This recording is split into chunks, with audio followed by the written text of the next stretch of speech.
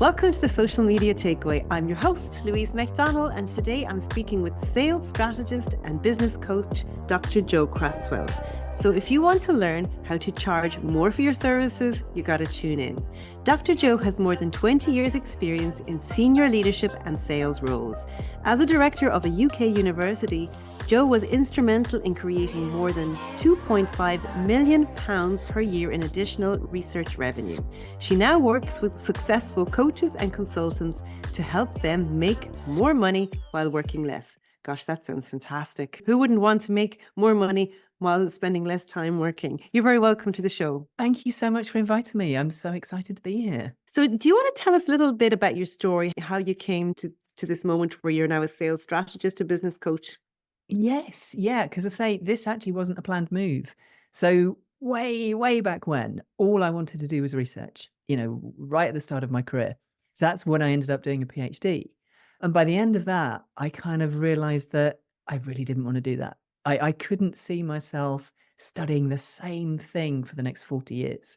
It was just boring to me. I think I just like the variety and change. So after a sort of few years in the wilderness, I ended up in what was the perfect job for me, which was involved in research, but not actually having to do it myself. So I got into research management and was working with some incredible researchers.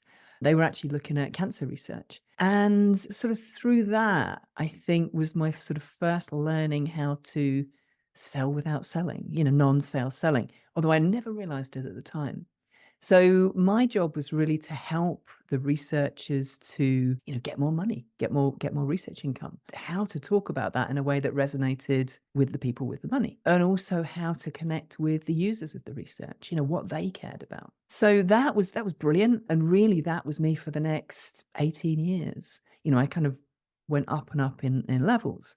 For a long time, I loved it, because I was doing exactly what I sort of said to you. I was working with all sorts of different people. I was working with people who were looking at, health research, cybersecurity, how we design our towns and cities to create less crime. So, I was dealing with people in all the different disciplines. And as I sort of rose higher in the organization, a lot of what I was doing was leading through influence. I was sort of building a lot of strategies. Again, I was helping people sell research at the sort of multi-million-dollar level. And really a lot of what I was doing was how to get buy-in from, in my case, it was the researchers. So I was sort of in more of an admin role, and I was sort of working with these amazing researchers. And traditionally, those two types of roles didn't really get on. Yeah, admin and research didn't get on. I've even come across researchers where I was doing some training, and at the end of the training, one of the researchers said, "But like, why would I use social media?" And it's like, but do you not need to get funding, and do you not need to use your research? And, and so then it suddenly occurred to me that the researchers know how to research, but they might not necessarily be worried about the rest of, funding it or finding new projects. And getting them to talk about it in a way that kind of resonates with the non-expert, because they know it so well. And I'm sure you sort of resonate with this on the business side, because they know it so well and they know how great it is. What they tend to do is sort of launch into the technicalities. And probably my biggest skill then and now is actually not being an expert, because I can kind of go, I kind of know how important it is. And the example I used to use was sort of, if you're going to a funding body and your application is sat next to somebody researching cancer in children, you have to communicate why what you're doing is really important. We'll probably come to that a little bit later, is how we do that. But so for me, it was all about, taking this amazing stuff and helping people communicate it, helping people sort of step slightly outside of their little research bubble and, communicate it to the world, to the people who could benefit from it. Very good. Very good. Yeah, because I suppose when somebody's an expert, that level of an expert, like when they're leading, when their world's leading, they're breaking into new frontiers, they probably have forgotten what the potential customer, who maybe is the funder, doesn't know. Speaking the same language, I would imagine, is a massive. Really is. And we sort of have to bring them back down to the level of us mortal human beings. Yeah. But you're right. We all do that in business too, because we're all experts in our field. So how did you come then to start working with coaches and consultants, like from away from the researchers and more into the business coaching? Yeah. So it sort of came about by accident, really. So the higher I rose in the organization, the less I was doing the stuff I loved. So, Mm. I got into senior leadership and I was doing, budgets and politics, really not my thing. So I sort of was burning out. So I decided to take a break. And they had a great kind of voluntary severance program. So I said, okay, I'll do that. Had a bit of a break and then fully intended to go back into a similar role. I had 3 jobs all lined up. He's shortlisted for all of them, headhunted for them, and thought, great, marvelous, sorted. And then, so that was January 2020, Mm. January, February 2020. And obviously in March, when the whole world just shut down, all of those jobs went away. Mm. So I'm sat there sort of going, wow, I just made myself probably unemployable at the beginning of a global pandemic. So, in some respects, the lockdowns were very helpful for me and the weather was great. So I just sort of spent lots of time in my garden just thinking. Decided to do a coaching diploma because I thought, I'm a bit bored. I'll do some training in the meantime, and realized that actually the coaching side was what I'd loved. That was the thread throughout my whole career. Was working with people, coaching people, helping them achieve what I could see they could achieve, and maybe they didn't. And then just sort of my niche, and I'm sure a lot of your listeners are the same. My niche just evolved. I started working with a new business coach who was more focused on sales, and that's when I sort of connected and went, oh, I've been doing this for years. Perhaps not in the way in sort of I do now, but all of the principles, all of the techniques I'd been doing for years, and I'd actually had really, really good results doing. And that realization, I think, of kind of just owning the impact I'd had, that just flipped everything for me. And so really since then, that was about a bit over a year ago. Since then, I've just been evolving more and more, niching down into sort of really how I work with people. And that's how I got into these sort of, okay, how can we increase what we earn without having to make massive changes in what we do? It's about how we talk about it and package it and see it. And yeah, so how can I help business? It always comes back to, well, how can I help somebody earn more from what they're already doing? Yeah, because I think, like, I've worked with lots and lots of businesses down through the years in my own business. One of the common problems that I see is that, when somebody's working for somebody else and they have a price list that they're using to charge, they don't blink an eyelid, there's no issue. But then all of a sudden, when again, it becomes their own business and they haven't been used to pricing or putting pricing around their services, and then all of a sudden they're falling into the trap, like they're pricing for their time and they don't have the confidence even to put the prices out there. Like, I remember myself, hands up, when I started my own business back in the day, and I used to be, again, I was exactly that person. And because I could recognize it then in other people. But I remember at the beginning, I was like, I couldn't physically get the words out of my mouth of what I wanted to charge somebody. They just wouldn't come from the back of my throat out. So in Yeah. the end, what I used to do is I would say, I'll email you the price, because Mm. it's the only way I could do it, because I couldn't physically say it. So I know it's a common problem. So is that Mm. something that you encounter, that people just don't even understand how to value or how to price their services? Absolutely. And that was me. Again, way back at the start of my Yeah. journey, I was kind of like, I can't charge that. And I think one of the big things, and I see this so much. So one is definitely sort of people pricing by the hour. And the challenge is we come from the perspective of how much we think an hour of our time is worth. Mm. And overlaid on that is a whole load of money mindset stuff, probably from our parents, our grandparents, all of the people around us.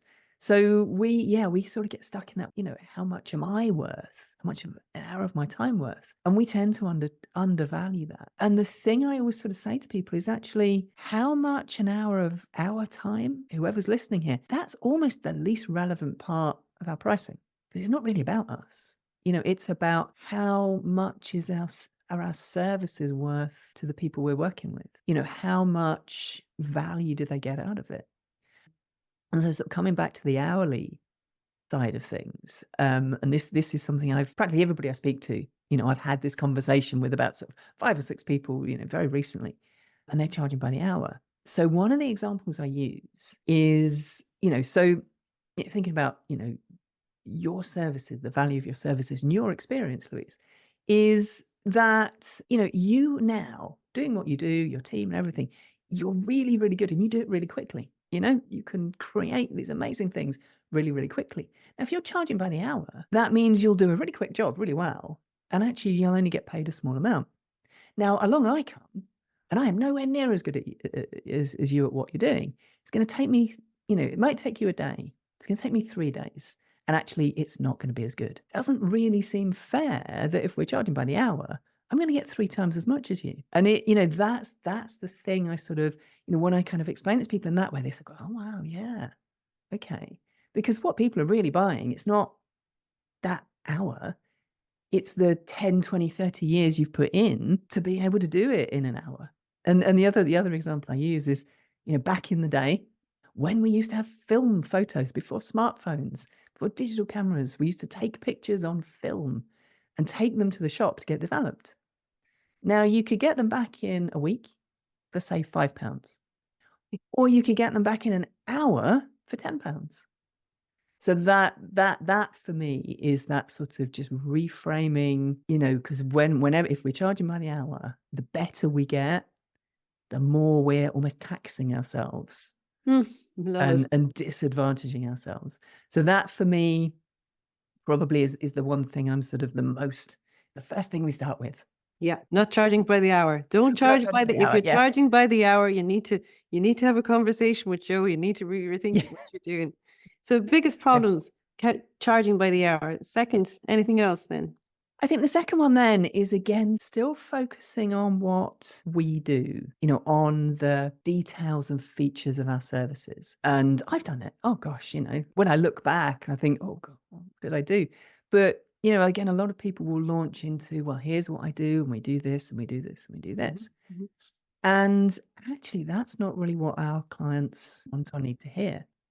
And my favorite story that I tell everybody is the first millionaires in the California gold rush were not the prospectors. The first millionaires were not the prospectors. They were the merchants who sold the picks and shovels and the pans. Basically, they sold the tools. But they didn't sort of stand at the front of their store and go, hey, look at my picks and my shovels. Look, they're shiny. I've got them in these different colors. So they weren't really selling picks and shovels. And they weren't even selling gold. They were selling the dream of the life that gold would bring them. The prosperity, the opportunities, the freedom from poverty. That's what they were selling. And so that, again, is just something to remember is, when we start talking about our picks and shovels, actually, let's talk about, what we call is the benefit of the benefit. And my other favorite example from that same story is about how to drive traffic to your offer. One of the merchants ran down the main street shouting, gold, gold in the river. And then sort of ran back to his shop and started selling his picks and shovels. So, so talk about the benefit and then really shout about it. And I think sort of, one of the ways I've heard it described, in perhaps a way that we can resonate with outside the gold rush is, somebody selling a hammer and a nail. And I've heard it say, actually, you're not buying the hammer and the nail, you're buying the hole in the wall. Actually, what you're buying is the memories and the joy when you look at the picture of your grandchildren or your children on the wall. So I think for all of us, it's kind of taking a step back from the detail of what we do, taking a step back from the immediate, so we're sort of selling a tangible benefit. It might be weight loss, it might be more sales, it might be an incredible digital marketing strategy in your case. So that's what we sort of focus on. And that's kind of what they're buying from us. Mm-hmm. But what we also focus on is what that gives us. I can totally resonate with that, because one of the programs I signed up to myself towards the end of last year, the person who was telling me the benefit, and when they said, oh, you're going to get this, I said, oh, yeah, I'll buy it. I didn't even know the name of the program. And I didn't even know how many times you met. I actually didn't know the day of the week. I didn't know how long I knew nothing about the nuts and bolts. I only knew what I was going to get at the end. Yeah. And actually, I was really happy myself. Somebody just finished my group coaching program, and I asked her for a testimonial, and she says, Louise, I don't even know the name of this. And I went, great. Yeah. Because honestly, I was able to communicate to her what she get at the end of it. And that's all she cared about. She didn't hear that. what you want somebody to hear the goals or the Mm, lifestyle, yeah, and that as you said, the nuts and the bolts are they're incidental details. absolutely. And what we're in danger of is if we start talking about the details, people will just switch off. They do. I mean, I have the attention span of a gnat. And so as soon as somebody starts talking about the details, I'm kind of, yeah, whatever. You know, tell me what I'm going to get. Tell me why I should care. And that's the big thing. So you have a system to help people get beyond all those whys. Mm, yes. So it's something, again, I've been using probably for 15 years, something like that. And it's really how to help us step outside of ourselves. Because, we've been talking about this is, you know, I do this for people. My coach does it for me. I have to hire a coach to do it for me. But it's how we step out of ourselves and how we sort of step into the shoes of our ideal client and how we can see what they see and almost, think what they think and feel what they feel. And so the first question that I ask, and I've done this, oh God, for everything I've done, whether it's sort of launching a strategy or a change project or selling an offer, it's actually, why should my audience care? I care, but actually, why should my audience don't really know anything about it. Why should they care about what it is I'm doing? So that's the first question. That's what helps us go, oh, right, okay, hang on. Right, I'm going to put myself in their shoes. And then what I then do is ask the 5 whys. And it's why this, why them, why now, why here, and why me, why you, essentially.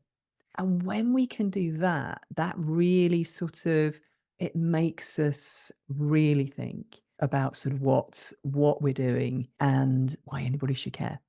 And Mhm. that's not in a negative way. It's actually, why should they care? Because it's so great. And so I can go through in a little bit of detail each of those steps.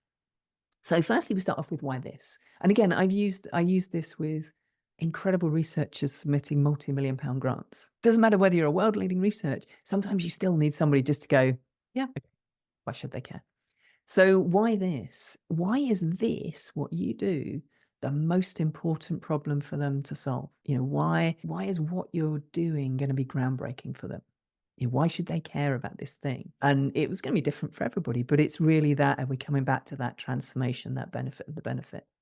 And the more we can talk about it from their perspective, the more they're going to connect and go, oh wow, yeah, this is something, yeah, that I do really want to solve. So then we get to why them.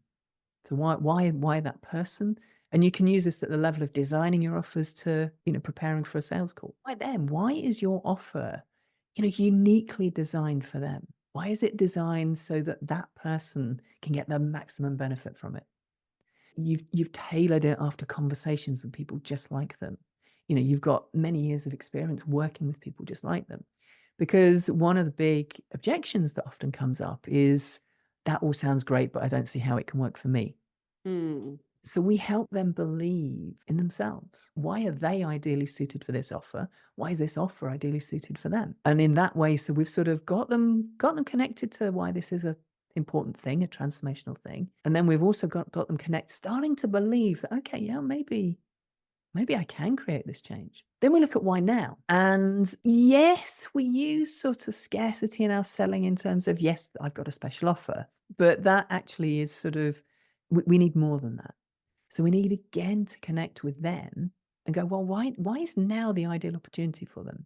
Where they are in their life, where they want to get to, the opportunities they have, their situation, their, level of commitment, whatever. But it's connecting with why now actually is a brilliant time to do this. Because again, we all know one of the objections is, yeah, not sure if now's the right time. Let me think about it. If we genuinely believe and we can see and help them see that actually, yeah, now, yeah, like take that leap of faith, do it now. Mhm. And then we get to why here. Now, when I was selling research, it was a bit easier because it was kind of why here in this university or whatever.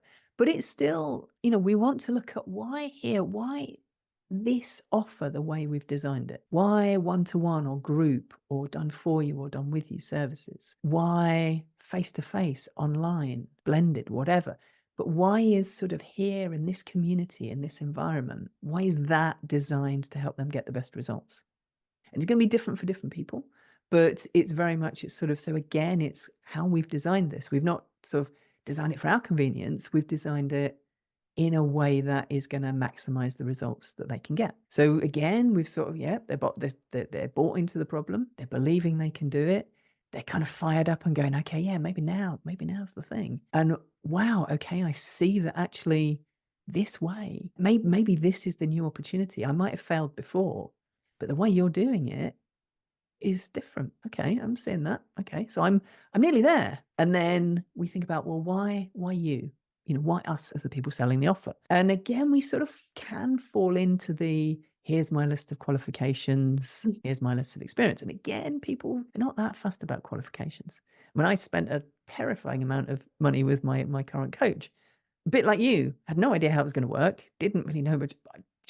I just knew it was our option. So part of it is the passion as well. And this is particularly what served me in my career, was being, when somebody is passionate about something we are passionate about, that creates a really powerful connection. So when somebody is passionate about serving and giving value and helping you create, you know, that dream of the life that the gold's going to bring you, that then becomes irresistible. So it's not about me, it's not about making the sale, because that's what I want. It's about what you want. And then I'm passionate about what you want. And I'm really committed to helping you get what you want. And I've designed this in such a way that it will maximize your chances of getting what you want, even if you've struggled in the past. And so when we can put all of those things together, hopefully you can sort of see that actually that's quite potent, and it does help us come out of ourselves and really put us into the shoes of our ideal clients. I always say like that, people don't care about you, they only care about themselves. Yeah. And that's the secret to selling. It's not about you. It's about them. It's about them. So even when you're writing your content on your social media or on your website, or even the summary on your LinkedIn profile, it's not a summary about you. It's about a summary about what you can do for that person that you want to attract. Yeah. Yeah. And there is actually, I do have a sneaky sixth why, which is why not? So that's always the one at the end of that process. If we just check in and go, why wouldn't they want to do that? And that just helps us get the objections out of the way. So it's actually the 6 whys, but it's the 5 whys with a bonus. I love the why not. Yeah. Or then sometimes asking the question to say, have you found yourself at the exact same stage? You know, have you found like that you said this is going to be the year and now we're into the 4th or 5th month, but you haven't moved any further? And I think that sometimes can be a powerful message as well, because I know that makes me go, all right, that's it. I'm going to do something. And I think a strong message, we were just having a chat before this interview, is that you can't do it all yourself. No, absolutely. You can't. And actually working on your own business, even if you're a sales coach, you should get a sales coach, you know, because working on your own business is probably the hardest thing. Absolutely. Yeah. And so, the number of times, you know, my coach has said things to me and I'm like, how did I not see that? I teach this. I can do it for the world and his wife. I cannot do it for my own business so much. So is that the reason that pricing services is harder? I think so. I think partly because, I say, we bring our own money mindset. I think the other side is also we can struggle to communicate that value. And that's something, you know, having done a bit of research with people, you know, one of the frustrations is it's kind of like, say, I know I've got a great thing, but people just aren't buying into it. You know, I can see they need it, but people aren't buying into it. So I think it is really just that sort of how we can communicate that value. You know, again, money is the easiest thing to sell. You know, it's the easiest thing to sell. And those tangible benefits are the easiest things to sell, but actually the most meaningful things are those transformations, the mindset, the identity, and those sort of things. So it's just thinking about, you know, as we're going to put up our prices, is also just think about, well, how do we communicate that? Because one of the, you know, almost coming back to the hourly pricing, but, you know, I've spoken to people again very recently who they're badging their services in a way in which sort of almost devalues them. So somebody says, I'm going to clean up your CRM. And somebody else kind of goes, well, actually, I can get somebody on Fiverr to do that for, you know, $30 an hour, something like that. When actually, if we dig into what they're doing, and this is the really fun bit that I love doing with people, is that, well, actually, what are you really doing? Are you cleaning up their CRM? You know, and when I dig into what people are doing and the the results they've helped achieve, we kind of go, that's kind of not what you're doing, really, is it? You are transforming their whole sales process, or you are completely, thinking about what you do. You're not just writing some social media posts. You are creating a powerful brand, identity, reputation as a thought leader. Now, I might pay you,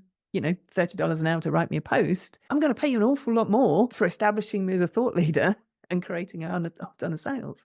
So that's the other thing, is just how we package and badge. So, as I said at the beginning, I'm not necessarily advocating that you have to change your whole business model and change what you're doing. Now, you can, but sometimes just repackaging, changing how we badge things means we then have the power to sort of raise prices because we're communicating the true value. Okay, so it's the value, it's the outcome It's we're selling, always the outcome. How does somebody know, somebody tune in, somebody listening here, how do they know if they're not charging enough? Oh, very good question. I mean, I think if you're working 40 hours a week and you're still not getting by, that's one very big example. If you're starting to, if you're just overwhelmed and burned out, I think if people snap up your offers, somebody a client I worked with a little while ago, it was great, getting great sign-up rates, but was getting burned out. Why can't I earn enough? So I think if people are snapping up your offers straight off, I think then there's a sign that you're very reasonably priced. I love that bit you say about burnout, because again, I would come across people and they're working so hard, and I would say to them, you're going to get to the point where you're fed up working so hard and not having any reward because you're not charging enough. Yeah, so you're right. And I think taking that step back and sort of really looking at, am I selling my experience? Am I selling my time, or am I selling my experience? And I think so many people get trapped in the time. Mm, So again, I would sort of say to anybody, and actually, to be honest, even if you think you're charging enough, even if you're not working 40 hours a week and you're really burned out, it's always good to take that step back and kind of go, actually, what am I really charging what this is worth? And I've been on this journey. I quoted somebody what I thought was a really, that was my biggest ever contract. My blinking coach sort of says to me, why so low? So, and people I'm working with, I'm saying, well, why so low? And so it's a journey for all of us. I remember there was I think it's Denise Duffield Thomas. She's a great money mindset person. And I think she said, do a thought exercise. Just keep doubling your prices or keep raising your prices until the point you feel sick, and then go to the one before you feel sick and try that. Okay, here's another question for you. How do you know when you're charging too much? So if, let's say, you put out 5 proposals, how do you know you're charging too much? That's a difficult one. Are you charging too much, or are you not describing the value well enough? Oh, yeah, That's the thing. So I think, if you're not getting any hits, if you're putting out the proposals and you're not getting any hits, you need to go back to the drawing board. But it's not necessarily price. So I think this is a challenge some people do, is go, I have to lower my prices. Yeah. But actually, have we done the 5 whys? Do we really understand what the client wants and needs? Yeah. Are we just selling our thing? And Yeah. they kind of go, well, that's not what I want. Are we describing it in a way, in the right way? So I think that's the thing, is sort of, we can often assume it's price, and sometimes it might be. Yeah. The other thing I would say is, actually, if your client base is saying your service is too expensive, you might want to think about moving up a level in your client base. So I think that it's probably slightly easier to tell how if you're charging too little. I think charging too much is a much more nuanced question. Yeah, you're right. And actually, the whole thing about, are you describing what you offer well enough? I've had the experience in our agency. So we have an agency as well, and we were working with a client, and about 2 or 3 weeks into working with them, I came off the call and I went, they are so delighted. Like, they were so delighted. And actually, the question I asked myself is, did they not understand what we said we were going to do? Because now we're just doing what we said we would do. But it's like, when they experienced what we said we would do, they were like, this is great. But they didn't come in thinking this is going to be great. I know they signed up, but I felt it from them. And it's a question I said, I need to look at how I describe what we do, because they didn't quite get it, Yes. Yeah. Yeah. And as you said, that could be affecting other or the proposals you're putting out there. Yeah. Somebody else said to me before, if every proposal that you put out there is being accepted, you're not charging enough. Yeah. I think that's it. And then you find yourself just with so much work to do. Yeah. And again, we're back to you're working 40 hours a week and you're not really bringing in the money Yeah. And then if that you somebody probably asks should you to be. quote, you're going, oh, I don't even want to quote because I don't want that business. Yeah, absolutely. Okay, so somebody's putting together an offer. Mm. Again, I know we've talked a little through the steps. So can you briefly kind of summarize the steps that they should go through when they're putting together that offer so that they are pricing it at the right level? Mm. Yeah, and it's interesting because I'm sort of working on an offer right now, so I'm doing exactly the same thing.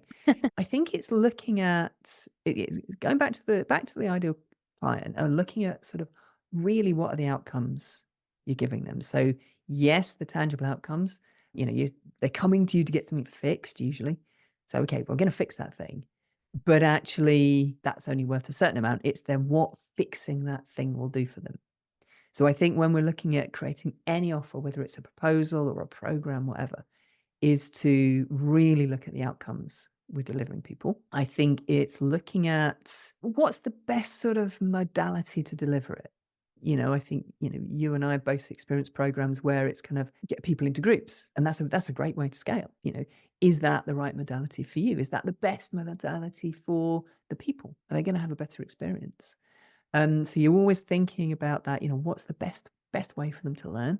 Hmm. What's the most effective? Actually, how quickly can I do it? Does it need to be a 6-month program? And actually, the way I very recently changed how I work. So I used to be kind of, well, yeah, we'll work together for 6 months. What I've discovered is more powerful now is I do really, really intensive working. We'll work together for an afternoon and effectively kind of do 3 months. It's the power of 3 months coaching. So I've changed how I do it. Bit terrifying charging a high amount for that. So I'm working on that offer at the same time. So it's actually, does it need to be over a long period of time? Could you do the 1-hour photo? That express model. Would that be more valuable? I think really look at how much work it's going to be for you. Because again, sometimes when we charge by the hour, yeah, there's a whole bunch of research we're having to do, or we're sort of thinking about the problem in the shower, whatever. And I believe lawyers can actually charge for that thinking in the shower time. We We should don't all tend charge to for as thinking in the businesses. shower.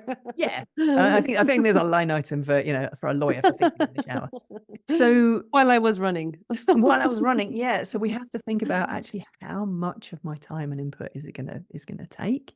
Mhm. And then always coming back to, I'm going to deliver it more quickly because I've got 20 years experience doing it or Mm. 10 years experience. So I think all of those things go into thinking about how we construct the offer and how we price it. Probably what I would say is run it by a business coach, somebody like you, somebody like, I've got a coach. I do everything through my coach. So I do think to some extent, getting an objective eye. If we ask our contemporaries, our peers, what we're probably going to get is all of their mindset issues as well as ours. Mm. And I've done this. I've asked people. And in fact, this is my favorite story. My first ever client, I didn't know what to charge. I'd only just launched my business and somebody said, oh, can we have a conversation? I'm like, no. And so I asked a friend of mine, I said, well, what do you charge for your coaching package? And she said at this amount. So I was like, all right, oh, okay, somebody charges that amount. That's okay. Quoted that amount to the person. She was like, yep, okay, sign up. What I later found out, so that was for my 3-month program. My friend had told me that price for her 6-month program. So, but she told me a number, and I was like, okay, I'm allowed to charge that number. I So I know, think but you were confidently able to say that I was number. confidently able to say that. So I think we can ask our sort of peers and contemporaries, but to be cautious about that. I think looking at what other people charge, again, still be cautious. But Mhm. I think, working with somebody like you, my coach, whatever, is just running it by somebody with more expertise and somebody who can take that step back Mm. and really see the value of what you do. Mm. Such good advice. Such good advice. So, I suppose any final piece of advice you'll give, Dr. Joe, even though this has been packed full, I've enjoyed every minute Mm. of this conversation because it's a fascinating subject, I think. And I'd love if people are tuning in, I'd love to, make sure you connect with us on social and let us know what you're thinking because I actually think it's one of the biggest issues. It's one of the biggest reasons that people go out of business is they don't charge enough. It's one of the biggest reasons that people are struggling in their business. And I think if you can get this right, I think it's something that you know, will ensure, you know, a happier, more contented, you know, Mm. life, you know, if you're getting rewarded for what you can do. Yeah, absolutely. And I think probably the one big thing, which is probably a counterintuitive thing, is that we get a bit hung up on charging people. And there's a whole sort of sleazy sales world out there that Mhm. just makes us feel icky. And I was working with a sales coach and it was just kind of like, oh, this is not what I want to do. I don't want to be selling like that, which is why I sort of came away and found my own method of selling. So there's a whole ickiness around sales. Mhm. And we think that almost it's immoral to charge more. What I'm going to say is there's an energy. There's an energy to money. And I've experienced it again towards the end of last year. I invested a terrifying amount of money at the time in a coach. But you know what?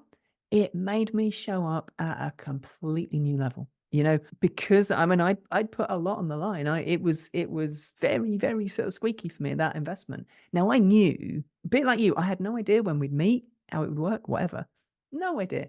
But I was kind of like, I just knew this was one of those opportunities that never comes along. So I had to do it. Mm. But my God, do I show up at a different level? So Mhm. that's one thing, is charging more, raising your prices. And I'm not saying sort of immorally charging more. I'm simply saying charging what you're worth. It's an invitation to those clients to invest in themselves. They're not investing in you, they're investing in themselves. And that is a massive vote of confidence if you Mhm. invest more, and you will show up. You know, people don't value what they don't pay for. So that is the one thing, is reframe it. You might be doing somebody a favor by raising your prices because you are inviting them to show up at a level they never imagined they could. This is so true. Yeah, I actually remember signing up to a program a few years ago. It was how to write your own book in 10 weeks or something like that. It's years and years ago at this stage. And like that, it was a huge investment for me at the time. Like, I was like, oh my goodness, am I really going to do this? But Mm. my goodness, I didn't miss a thing. I did all the homework. Like, I Mm. might have been getting up at 6 that morning to get the Mm. homework done before I met my coach. But because I had made that investment, you're so right. Like sometimes people need to make the investment, and then I wrote the book. I did it. Mm. You know, so she promised me an outcome which I achieved. Mm. You know, and then not only did I write the book, but I then knew how to put together the next book Mm. and the next book. And that's the thing, you make that one investment that you can then leverage forever. Right. So that's the other thing, is also, when somebody is working with you, again, it is not that hour they spend Mm, with you or the hour you work on them, on their work. It is, then what they do with it forever and ever and ever afterwards. If you're a career coach, you help somebody get a promotion. It might be $10,000 a year for that, and then the next promotion. So I think it's really, really, really, just to say, it's never about how much we're worth. Yes, we show up and we always over deliver. We do our very best. But again, when I charge more, it makes me show up at a whole new level. They show up at a whole new level. It's a fantastic energy. So mm. yeah, that would be my thing, is actually you might be doing somebody a favor. And actually, somebody else said to me before, some people won't even notice you till you're charging enough. Absolutely. They'll say things like, "Where have you been?" You're Mm. like, "I just wasn't charging enough, but I'm here now." Yeah. And I've had somebody who was independently wealthy, who said, I was charging quite a low amount at that time, who said, well, it's way too much. And then I had somebody in one of my group programs who, she was living paycheck to paycheck, and she put the money on the line and she invested. And she actually ended up getting a brilliant job. I don't know, 40% more than she was earning before. So if you charge £10, $10, €10, somebody's going to go, that's too much. Yeah. You could charge £10,000. I know there's a coach out there that charges $40,000 an hour, and people pay it. So you could then charge £10,000, and somebody's going to go, oh, that's too low. You're not serious. So like, raise your price until you feel sick. Take it down one.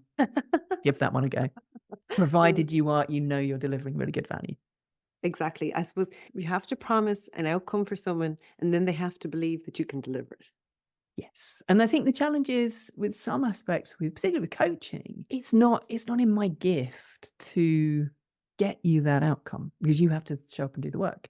Yeah, You yeah. know, I'm having to do it with my coach. If you do the work, Mhm. these are the outcomes you'll get. look, here's my testimonials. Here's what I've helped people do. But yes, it really is, you show up at your highest level, them at theirs, and just watch the magic happen. Fantastic.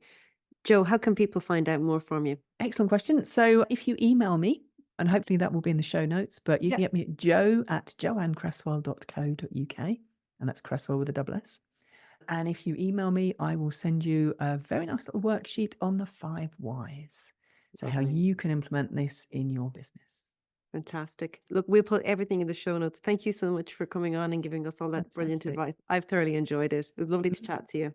It's been a joy. Thank you. Thank you.